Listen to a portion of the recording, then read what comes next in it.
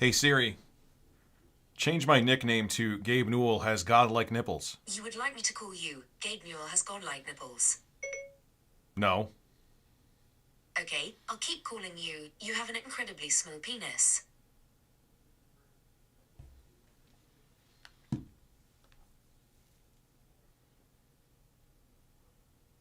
Siri. Skip it up and that up. Hey everybody, you got one of these cool, crazy, high-tech DualSense controllers? They have adaptive triggers that get more tense. They have very, very, very, very good haptic feedback, and they has a touchpad, and they got rid of the stupid light in front that no one gave a crap about, but it's really a comfortable controller. All kidding aside, I love it. But to me, for the current gen consoles, it is the most ergonomic controller. I love the Xbox Series S and X controller. It's not bad. Feels like an iterative upgrade from the Xbox One controller. It's not a huge jump. There's nothing really innovative there. This feels like a true next-gen upgrade, just keeping it real. But this next-gen upgrade may not be a durable upgrade, and there's a lot of people saying that their DualSense controllers are breaking. And when they try to get their controllers fixed by Sony, it's a nightmare. And you actually have to pay to get the controller shipped, which that could actually vary depending on how much it weighs to ship, which, yeah, it's a controller. It usually won't weigh that much, but you got to pay for a controller for a console that you just bought because the controller that comes with the console is breaking. That's real good customer service, Sony. Now, people are reporting DualSense drift, and they're trying everything under the sun to see if they could resolve it without sending the controller in for repairs. One person said that 10 days after they got their PlayStation 5, their DualSense started having DualSense drift. Sounds familiar. It sounds kind of like Joy-Con drift. Remember those days?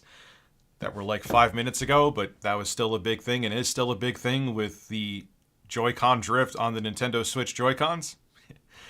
How do they not know how to make controllers now in 2021? We've been doing this dual analog thing for quite a while. Well, this person who said their controller failed after 10 days, they tried everything under the sun. They tried power cycling their system. They tried updating the firmware. They tried turning Bluetooth on and off. They tried charging the controller fully. You name it, they tried it.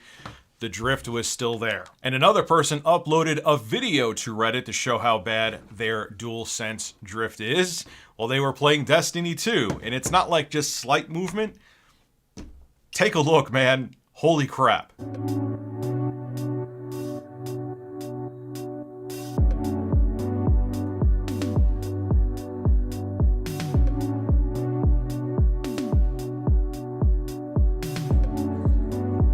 Now, you would think with a brand new next-gen system that Sony just released that they would have their repair customer service line streamlined, that you could easily send out if you say the console needs repair or the controller needs repair. But no, it's an absolute nightmare. Kotaku's Ari Notice actually went through this process, and this is what he had to say about it. It ain't pretty, and it's absolutely ridiculous. You just get this console, your controller is broken, and getting it sent out to Sony is an absolute nightmare. This is what he had to say. When I tried hitting up support, I was told to reach out to a customer service agent via the contact page for PlayStation support. In a conversation over instant messages, an agent told me to call 1-800-345-7669 and press 1 for PS5. I did so, and then listened to, no joke, a dozen different pre-recorded messages informing me that PlayStation support is not the place to inquire about finding a PS5. Because I'm sure that people are idiots and probably calling saying, hey, you're here to actually fix consoles that are already sold, but do you have an extra one just sitting in the corner there because I'm a dumbass? I was then kicked over to hold. On the plus side, it was a soundtrack by Gustavo Santaolall's deliciously twangy Last of Us theme. On the not plus side, I had to listen to it for 17 minutes. As ever, PlayStation support remains a Byzantine maze of conflicted emotions. Once I eventually made it through to a person, I was told that DualSense drift is covered under warranty. You will, however, have to pay, I talked about this before, for shipping your controller to a Sony repair center.